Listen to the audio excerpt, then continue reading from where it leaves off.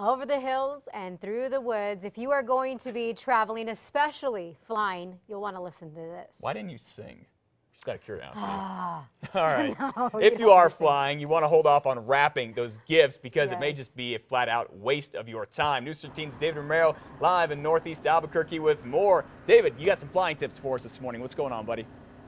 Some good flying tips for you indeed, Matt and Elizabeth. Of course, you know, you want to make sure that while following that piece of advice of not wrapping those gifts is going to help you get through the airport faster and more efficiently and avoid any problems when you want to get on your flight and get going. Now, of course, the best piece of advice above all of that is make sure you give yourself plenty of time to get to the airport early enough, and that's so you can get through security, and especially if you're not familiar with all the TSA rules of having to take your shoes off and whatnot.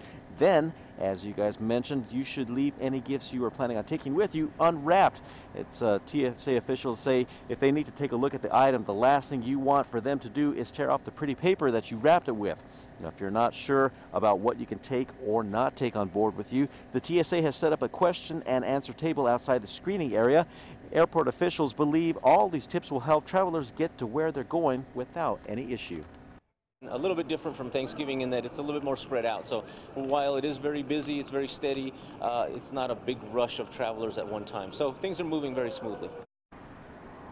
And we also asked Dan Hidon if they are seeing a lot more travel this year. He said it's pretty comparable to last year and what they've seen in years past. The thing with holiday travel is you want to keep in mind is that you never know when the peak times are going to be. That's because everybody has different days off and they're all taking those different times of taking flight. Matt, back to you. All right, best advice this holiday season, David. Just bring your patience. Thank you for your tips. We'll check back in with David in about a half hour.